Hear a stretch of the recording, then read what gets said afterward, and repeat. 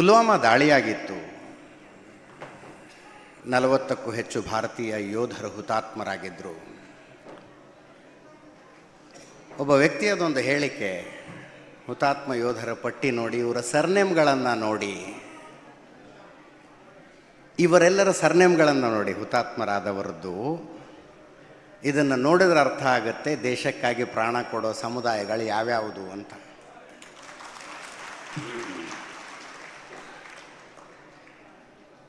ನಮಗೆಲ್ಲ ಬಹಳ ಶಾಕ್ ಆಗಿಬಿಡ್ತು. ಯಾಕಂದರೆ ಜಾತಿ ಅನ್ನೋ ಪಿಡುಗನ್ನು ಸೈನ್ಯ ತನ್ನ ಹತ್ರ ಬಿಟ್ಕೊಂಡಿಲ್ಲ, ಸಮಾಜ ಬಿಟ್ಕೊಂಡಿದೆ, ಸೈನ್ಯ ಬಿಟ್ಕೊಂಡಿಲ್ಲ ಇನ್ನೂ ತನಕ. ಕೆಲವು ವರ್ಷಗಳ ಹಿಂದೆ ಸೈನ್ಯದಲ್ಲಿ ಯಾವ್ಯಾವ ಧರ್ಮದವರು ಜಾತಿಯವರು ಎಷ್ಟೆಷ್ಟಿದ್ದಾರೆ ಅನ್ನೋದರ ಸರ್ವೆ ಆಗಬೇಕು ಅಂತ ಹೊರಟಾಗ ಸೈನ್ಯ ಎದ್ದು ನಿಂತು ಹೇಳ್ತು, ಅದನ್ನೆಲ್ಲ ನಿಮ್ಮಲ್ಲೇ ಇಟ್ಕೊಳ್ಳಿ, ನಾಗರಿಕ ಸಮಾಜ ಅಂತ ಏನು ಕರ್ಕರ್ತೀರಿ ನೀವೇ ಇಟ್ಕೊಳ್ಳಿ, ನಮ್ಮ ಹತ್ರಕ್ಕೆ ಅದನ್ನೆಲ್ಲ ತರಬೇಡಿ ಅಂತ ಹೇಳಿದ್ದು ಸೈನ್ಯ. ಅಂದರೆ ಹುತಾತ್ಮ ಯೋಧರ ಪಟ್ಟಿಯನ್ನು ಇಟ್ಕೊಂಡು ಕೆಲವು ಜಾತಿಗಳವ್ರು ಮಾತ್ರ ಇರ್ತಾರೆ, ಉಳಿದವ್ರು ಯಾಕೆ ಹುತಾತ್ಮರಾಗೋದಿಲ್ಲ ಅನ್ನೋ ಥರದ ಪ್ರಶ್ನೆಯನ್ನು ಕೇಳೋದಾಯಿತು. ನಾನು ಹೇಳಿದೆ, ಅವರನ್ನು ಹುತಾತ್ಮರಾಗಿಸಿದವರ ಸರ್ನೇಮದು ಒಂದು ಸಲ ಲಿಸ್ಟ್ ತೆಗೀರಿ ನೋಡೋಣ ಅಂತ. ಅವರನ್ನು ಯಾರು ಹುತಾತ್ಮರನ್ನಾಗಿಸಿದ್ರು, ಯಾರು ಕಗ್ಗೊಲೆ ಮಾಡಿದ್ರಲ್ಲ, ಅವ್ರ ಸರ್ನೇಮ್ಗಳದೊಂದು ಲಿಸ್ಟ್ ಯಾವತ್ತಾರು ತೆಗೆಯೋದಕ್ಕಾಗುತ್ತಾ ನಿಮಗೆ? ನೋ, ಈ ದೇಶದಲ್ಲಿ ಅದಾಗೋದಿಲ್ಲ. ದುರಂತ ಅದು. ನನಗೆ ಈ ವೇದಿಕೆಯನ್ನು ಮೇಲೆ ಕೂತ್ಕೊಂಡ ತಕ್ಷಣ ಒಂದು ಸ್ವಲ್ಪ ಅನ್ಕಂಫರ್ಟಬಲ್ ಯಾಕಾಯಿತು ಅಂದರೆ, ನೀವು ಯೋಧರನ್ನ ಹಿಂದೆ ಕುಂಡ್ರಿಸಿ ನಮ್ಮನ್ನೆಲ್ಲ ಮುಂದೆ ಕೂಡಿಸಿದ್ದೀರಲ್ಲ ಅಂತ. ವೈಯಕ್ತಿಕವಾಗಿ ನನಗೊಂದು ಸ್ವಲ್ಪ ಇರುಸು ಮುರುಸದು. ಯಾಕಂದರೆ ನನ್ನ ಯಾಕೆ ವೇದಿಕೆ ಕರೀತೀರಿ, ಯಾಕೆ ಕಾರ್ಯಕ್ರಮಕ್ಕೆ ಕರೀತೀರಿ, ಯಾಕೆ ನೀವು ಸೆಲ್ಫಿ ತಗೋತೀರಿ ಅಂತಂದರೆ, ಒಂದು ಸ್ವಲ್ಪ ಈ ಟೆಕ್ನಾಲಜಿ ಮುಂದುವರೆದಿದೆ ಅನ್ನೋ ಕಾರಣಕ್ಕೆ ನಾವೇನೋ ಒಂದು 4 ಮಾತು ಮಾತಾಡ್ತೀವಿ, ನೀವು ಕೂತ್ಕೊಂಡು ಲೈವಲ್ಲಿ ನೋಡ್ತೀರಿ, ಮೊಬೈಲ್ನಲ್ಲಿ ಯೂಟ್ಯೂಬಲ್ಲಿ ನೋಡ್ತೀರಿ, ಮತ್ತು ಯಾರೋ ಪುರುಸತ್ತಿದ್ದವರು ಕಟ್ ಮಾಡಿ ಅದಕ್ಕೇನೋ ಕಣ್ಣಿಗೆ ಬೆಂಕಿ ಗಿಂಕಿ ಹಾಕಿ ಇನ್ಸ್ಟಾಗ್ರಾಮಿಗೆ ಹಾಕ್ತಾರೆ ಅನ್ನೋ ಕಾರಣಕ್ಕೆ ನಮ್ಮ ಮುಖ ಪರಿಚಯ ಅಷ್ಟೇ. ಅಷ್ಟು ಬಿಟ್ಟರೆ ಇವರು ಮಾಡಿರೋ ಕೆಲಸ ಇದೆಯಲ್ಲ, ಅದ್ರ ಮುಂದೆ ನಾವು ಮಾಡ್ತಾ ಇರೋ ಕೆಲಸ ತುಂಬ ಚಿಕ್ಕದು. ನನಗೆ ಇದನ್ನು ಒಪ್ಪಿಕೊಳ್ಳೋದ್ರಲ್ಲಿ ಯಾವುದೇ ನಾನೇನು ದೊಡ್ಡಸ್ತಿಕೆ ತೋರಿಸ್ತಾ ಇಲ್ಲ, ಇದನ್ನು ಹೇಳುವ ಮೂಲಕ ಅದು ಸತ್ಯವಾದ ಮಾತನ್ನು ಹೇಳ್ತಾ ಇದ್ದೀನಿ. ಈ ದೇಶದ ಗಡಿಯನ್ನು ಒಂದು ಹಗಲು ಮತ್ತು ಒಂದು ರಾತ್ರಿಯನ್ನಷ್ಟೇ ಕಾಯ್ದಿದ್ರೂ ಕೂಡ ಒಬ್ಬ ವ್ಯಕ್ತಿ ಗೌರವಕ್ಕೆ ಅರ್ಹ. ಒಂದು ಹಗಲು ಒಂದು ರಾತ್ರಿ ಈ ದೇಶದ ಗಡಿಯನ್ನು ಕಾಯ್ದಿದ್ದರೂ ಸಾಕು. ಯಾಕಂದರೆ ನಾನು ಈ ದೇಶದ ಗಡಿಗಳನ್ನು ನೋಡಿದ್ದೀನಿ, ಯುದ್ಧಗ್ರಸ್ತ ದೇಶಗಳಲ್ಲಿ ನಿಂತ್ಕೊಂಡು ರಣರಂಗದಿಂದ ವರದಿ ಮಾಡಿದ್ದೀನಿ, ಗೊತ್ತು ನನಗೆ ಪರಿಸ್ಥಿತಿ ಹೆಂಗೆ ಅಂತ. ಒಂದು ಭಾನುವಾರ ಬೆಳಗ್ಗೆ ಇಷ್ಟೆಲ್ಲ ಜನ ಸೇರಿಕೊಂಡು ಇಂಥದ್ದೊಂದು ಕಾರ್ಯಕ್ರಮ ಮಾಡಿ ಸಂಭ್ರಮಿಸೋದಕ್ಕೆ ಯಾಕೆ ಸಾಧ್ಯ ಆಗುತ್ತೆ ಅಂದರೆ, ಅಲ್ಲಿ ಯಾರೋ ನಿಂತ್ಕೊಂಡು ನಮ್ಮನ್ನು ಕಾಯ್ತಿದ್ದಾರೆ ಅನ್ನೋ ಕಾರಣಕ್ಕೆ. ಇಲ್ಲದೆ ಹೋದ್ರೆ ಇದೆಲ್ಲ ಎಲ್ಲಿ ಮಾಡೋಕ್ಕಾಗ್ತಿತ್ತು? ನೋಡಿ ಎಷ್ಟು ಲಕ್ಕಿ, ಬೆಂಗಳೂರಿನ ಮೇಲೆ ಪಾಕಿಸ್ತಾನ ದಾಳಿ ಮಾಡೋದಿಲ್ಲ, ಇಲ್ಲೇನು ದೊಡ್ಡ ಭೂಕಂಪ, ಪ್ರವಾಹ, ಸುನಾಮಿ ಏನಾಗೋದಿಲ್ಲ. ನಮ್ಮ ಜೀವನದಲ್ಲಿ ನಾವು ಮಸ್ತ್ ಇರ್ತೀವಿ, ನಾವು ಇಷ್ಟೇ ಜೀವನ ಅಂದ್ಕೊಂಡು. ಹೊಸ ವರ್ಷ ಆರಂಭ ಆಗ್ತಾ ಇದ್ದಂತೆ ಇಯರ್ಲಿ ಪ್ಲ್ಯಾನಿಂಗ್ಗಳು ಬರ್ತಾವೆ ನಮಗೆ, ಯಾವತ್ತು ರಜೆ ಇದೆ.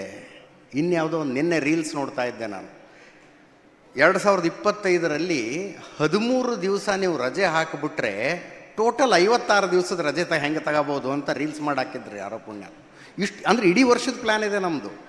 ಯಾವ್ಯಾವ ವೀಕೆಂಡು, ಲಾಂಗ್ ವೀಕೆಂಡ್ ಯಾವಾಗ ಬರುತ್ತೆ, ಎಲ್ಲಿ ಯಾವಾಗ ಟ್ರಿಪ್ಪಿಗೆ ಹೋಗ್ಬೇಕು, ಯಾವ ಸಂದರ್ಭದಲ್ಲಿ ಮದುವೆ ಮುಂಜಿ ಎಲ್ಲ ಪ್ಲ್ಯಾನ್ ಇರುತ್ತೆ. ಅದೆಲ್ಲ ಯಾಕೆ ಸಾಧ್ಯ ಆಗುತ್ತಂದರೆ, ಗಟ್ಟಿಯಾದ ಜನ ನಿಂತ್ಕೊಂಡು ಗಡಿ ಕಾಯ್ತಿರ್ತಾರೆ ಅನ್ನೋ ಕಾರಣಕ್ಕೆ. ಗಟ್ಟಿಯಾದ ಜನ ನಿಂತ್ಕೊಂಡು ಗಡಿ ಕಾಯ್ತಿರ್ತಾರೆ ಅನ್ನೋ ಕಾರಣಕ್ಕೆ ಅದೆಲ್ಲ ಸಾಧ್ಯ ಆಗೋದು. ಅದಕ್ಕಾಗಿ ಇವರಿಗೊಂದು ಸನ್ಮಾನ.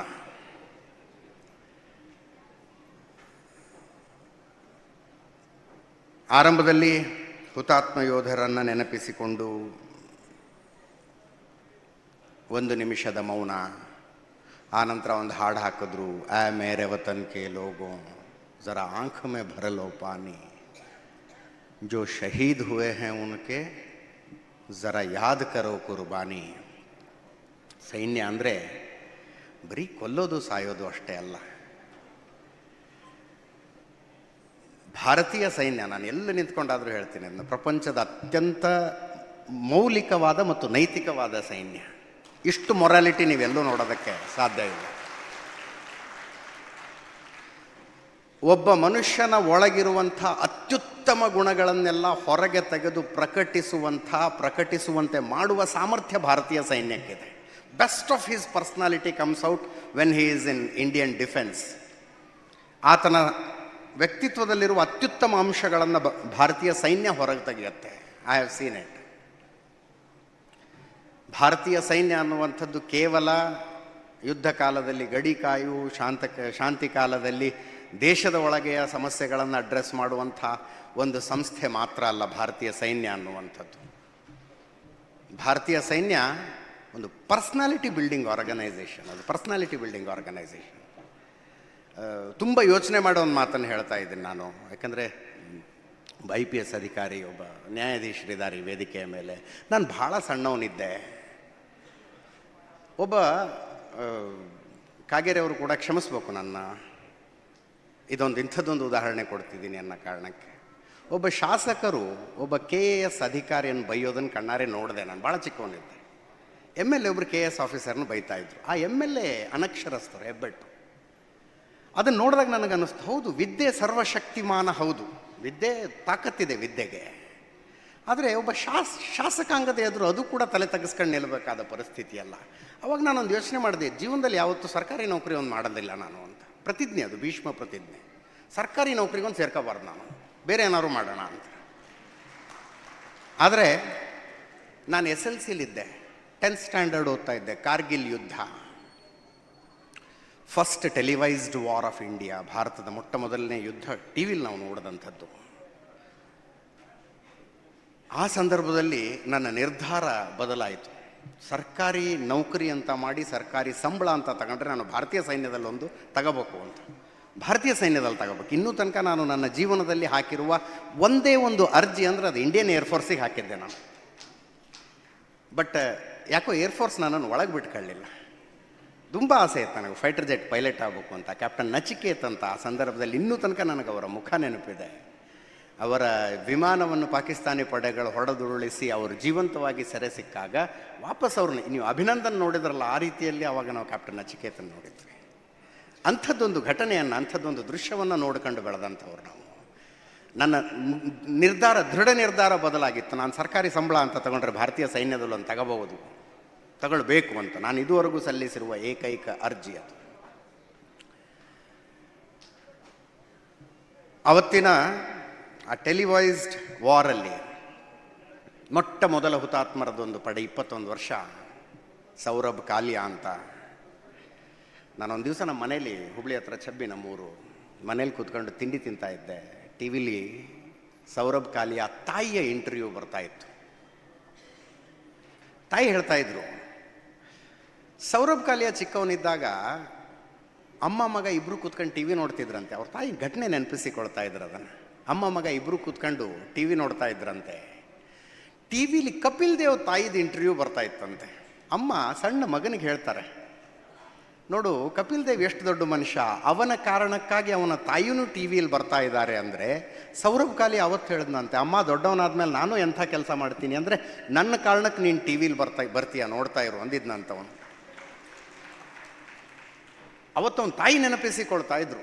ಹಿಂಗೆ ಅಂದಿದ್ದ ನನ್ನ ಮಗ, ಅವನ ಕಾರಣಕ್ಕೆ ನಾನಿವತ್ತು TV ಬರ್ತಾ ಇದ್ದೀನಿ, ಬಟ್ ನೋಡೋದಕ್ಕೆ ಅವನೇ ಇಲ್ಲ ಅಂತ. ನಾನು ಕೈಯಲ್ಲಿ ಇದ್ದ ತುತ್ತು ಕೆಳಗೆ ಬಿದ್ದೋಗಿತ್ತು ನನಗೆ.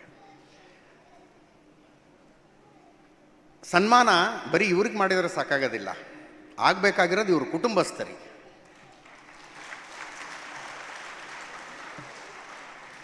ನಾವು ದಿನ ಬೆಳಗಾದ್ರೆ ಯಾರ್ಯಾರ್ದೋ ಜೊತೆ ಕಿತ್ತಾಡ್ಕೋತೀವಿ, ಬಡದಾಡ್ಕೋತೀವಿ, ಜಗಳಾಡ್ತೀವಿ. ಸಾಯಂಕಾಲ 7 ಗಂಟೆಗೆ ನಾನು TV ಬರದೇ ಹೋದರೆ ನಮ್ಮಮ್ಮ ನನ್ನ ಹೆಂಡ್ತಿಗೆ ಫೋನ್ ಮಾಡ್ತಾರೆ, ಹುಷಾರಿದ್ದಾನಿಲ್ಲ ಅವನು ಅಂತ. 7 ಗಂಟೆಗೆ TV ಬರದೇ ಹೋದರೆ, 8:15 ಬರಲಿಲ್ಲ ಅಂದರೆ ಬಿಡಿ, ಅದು ಭೂಮಿ ಆಕಾಶ ಒಂದು ಮಾಡಿಬಿಡ್ತಾರೆ ನಮ್ಮಮ್ಮ. ವಿಡಿಯೋ ಕಾಲ್ ಮಾಡಿ ತೋರಿಸ್ ನೀನು ಹೆಂಗಿದೆಯಾ ಅಂತ. Look at these people. ಇವ್ರ ತಂದೆ ತಾಯಿ ಎಲ್ಲೋ ಗೋಕರ್ಣದಲ್ಲೋ ಕುಮಟಾದಲ್ಲೋ, ಇವರೆಲ್ಲೋ ಕಾಶ್ಮೀರದಲ್ಲೋ ರಾಜಸ್ಥಾನದಲ್ಲೋ. ಕಳಿಸಿಕೊಡೋದಿದೆಯಲ್ಲ ಮನೆ ಮಕ್ಕಳನ್ನು, ಗಂಡನನ್ನು, ಅಪ್ಪ ಅಮ್ಮನನ್ನು, ಅದು ಸನ್ಮಾನ ಆಗಬೇಕಾಗಿರೋದು ಇವ್ರ ತಂದೆ ತಾಯಿಗೆ, ಇವರ ಹೆಂಡತಿಯರಿಗೆ, ಇವರ ಮಕ್ಕಳಿಗೆ ಕಳಿಸ್ಕೊಟ್ರಲ್ಲ ಅವರು. ಜಯನಗರದಿಂದ ವೈಟ್ ಫೀಲ್ಡಿಗೆ 9 to 5 ಜಾಬ್ಗೆ ಮಾಡೋದಕ್ಕೆ ಹೋದಂಥ ಮಗ ದಿನ 6 ಗಂಟೆಗೆ ಬರ್ತಿದ್ದ, 6:30 ಆದರೂ ಬರ್ತಿಲ್ಲ ಅಂತ ಟೆನ್ಷನ್ ಮಾಡ್ಕೋತಾರೆ. ಫೇರ್ ಇನಫ್, ಟೆನ್ಷನ್ ಆಗುತ್ತದೆ, ಇಲ್ಲ ಅಂತಲ್ಲ. ಬಟ್ ಇವ್ರ ತಂದೆ ತಾಯಿ ಆ ಕಾರಣಕ್ಕೆ ಸನ್ಮಾನ ಆಗಬೇಕಾಗಿರೋದು ಅವ್ರಿಗೂ ಕೂಡ, ಗೌರವಿಸಬೇಕಾದದ್ದು ಅವರನ್ನು ಕೂಡ. ನನಗೊಂದು ಬಹಳ ಕನಸು, ರಿಟೈರ್ಡ್ ಲೈಫ್ ಬಗ್ಗೆ ಯೋಚನೆ ಮಾಡ್ತಿರ್ತೀನಿ ನಾನು. ಒಂದು ಸಂಘಟನೆ ಆಗಬೇಕು ಅಂತ. ನಮ್ಮ ಊರಲ್ಲಿ, ನಮ್ಮ ತಾಲೂಕಿನಲ್ಲಿ, ನಮ್ಮ ಜಿಲ್ಲೆಯಲ್ಲಿ ಸೈನ್ಯದಲ್ಲಿ ಯಾರ್ಯಾರು ಕೆಲಸ ಮಾಡ್ತಿದ್ದಾರೆ, ಅವ್ರ ತಂದೆ ತಾಯಿ, ಹೆಂಡತಿ, ಮಕ್ಕಳು ಇರುವಂಥ ಮನೆ, ಅವ್ರಿಗೆ ಏನೇ ಸಮಸ್ಯೆ ಆದರೂ ಅಡ್ರೆಸ್ ಮಾಡೋದಕ್ಕೆ ಒಂದು ಸಂಘಟನೆ ಇರಬೇಕು ಅಂತ.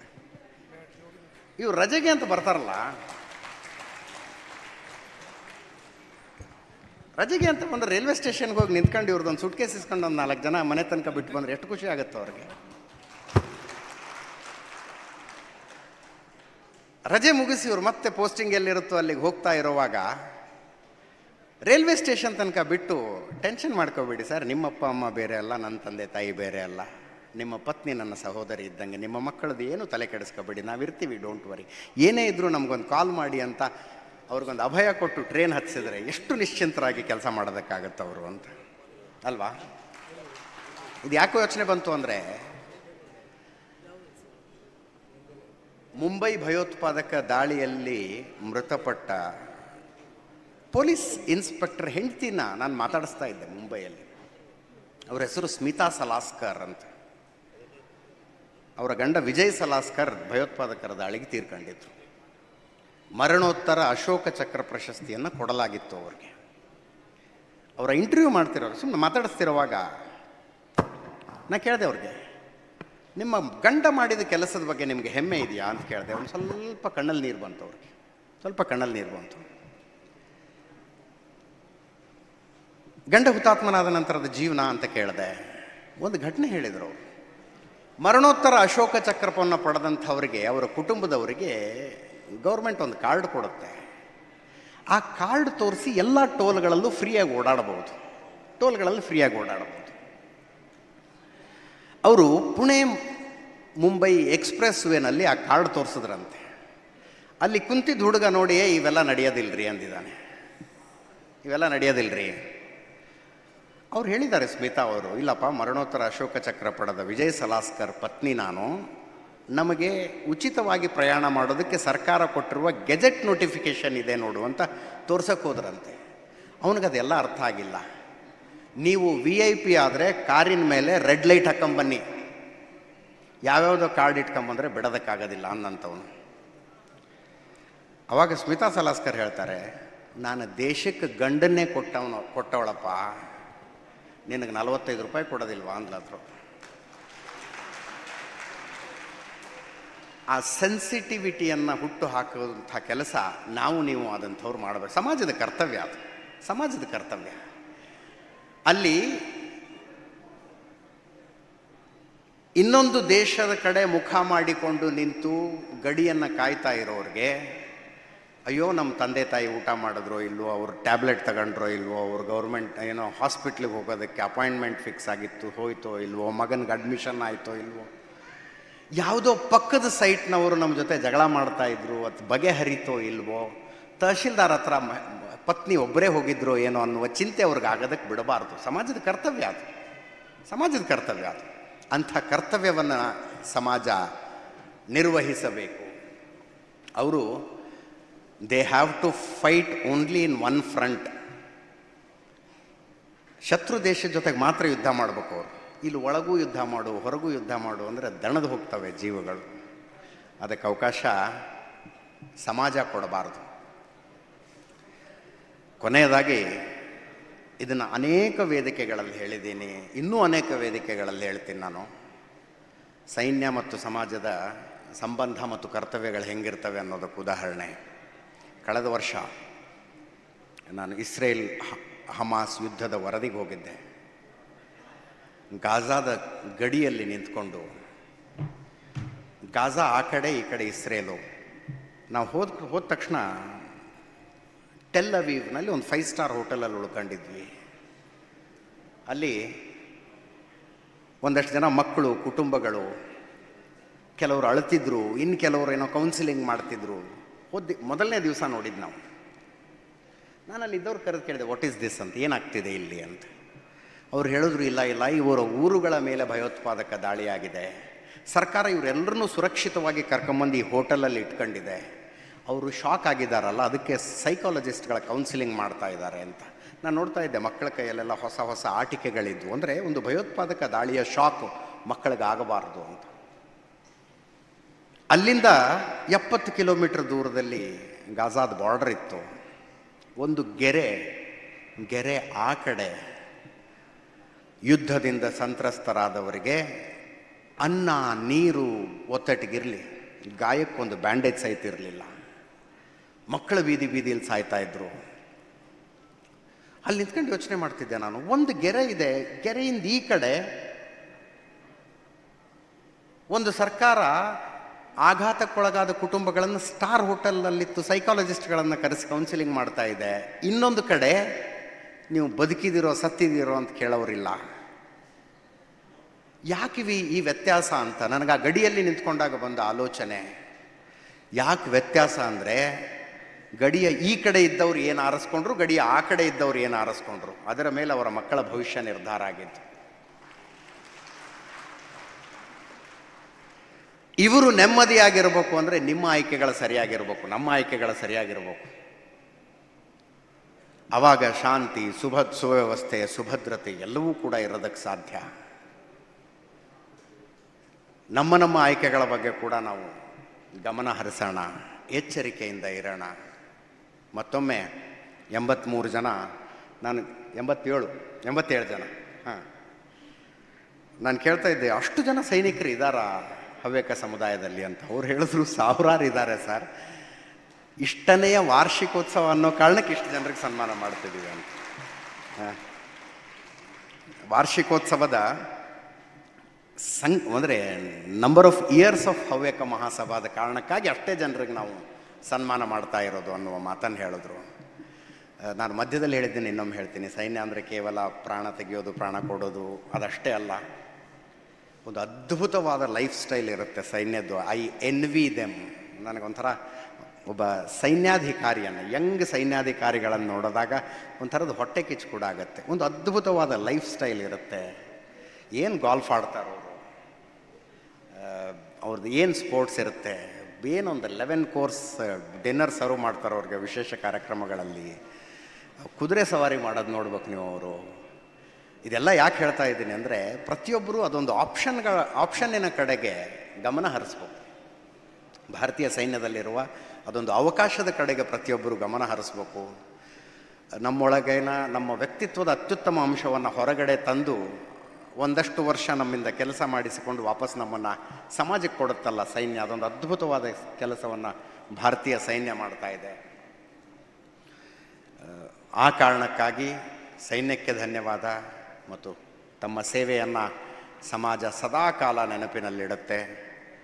ಒಂದು ಮಾತಿದೆ, ಯಾವ ಸಮಾಜಕ್ಕೆ ರಕ್ತದ ಬೆಲೆ ಅರ್ಥ ಆಗೋದಿಲ್ವೋ ಆ ಸಮಾಜದ ಭವಿಷ್ಯ ಇಲ್ಲ, ಸಮಾಜಕ್ಕೆ ಭವಿಷ್ಯ ಇರೋದಿಲ್ಲ.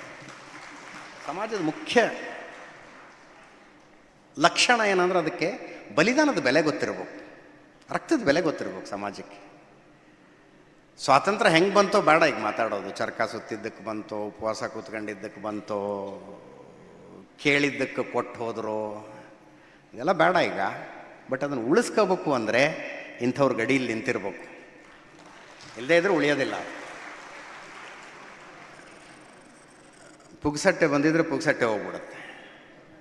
ಯಾವುದನ್ನು ಬೆಲೆ ತೆತ್ತು ಪಡೆದಿದೆಯೋ ಅದನ್ನು ಬೆಲೆ ತೆತ್ತು ಉಳಿಸ್ಕೋಬೇಕಾಗತ್ತೆ. ಆ ಉಳಿಸುವ ಕಾರ್ಯದಲ್ಲಿ ಇವರೆಲ್ಲರೂ ತಮ್ಮ ತಮ್ಮ ಸೇವೆಯನ್ನು ಸಲ್ಲಿಸಿದ್ದಾರೆ. ಅವರನ್ನು ಗೌರವಿಸೋದು ನನ್ನ ಸೌಭಾಗ್ಯ, ನಮ್ಮ ಸೌಭಾಗ್ಯ ಅಂತ ಭಾವಿಸಿ ನನ್ನ 4 ಮಾತುಗಳನ್ನು ಮುಗಿಸ್ತೀನಿ. ಧನ್ಯವಾದ. ಟಿವಿ ವಿಕ್ರಮ, ದೇಶ ನಿಮ್ಮ ಕೈಯಲ್ಲಿ. ಈ ಕಾರ್ಯಕ್ರಮ ನಿಮಗೆ ಇಷ್ಟ ಆಗಿದ್ದಲ್ಲಿ ಲೈಕ್, ಶೇರ್ ಹಾಗೂ ಕಮೆಂಟ್ ಮಾಡಿ. ಟಿವಿ ವಿಕ್ರಮದ ಕಾರ್ಯಕ್ರಮಗಳನ್ನು ನಿರಂತರವಾಗಿ ವೀಕ್ಷಿಸಲು ಸಬ್ಸ್ಕ್ರೈಬ್ ಮಾಡಿ, ಬೆಲ್ ಐಕನ್ ಒತ್ತಿ.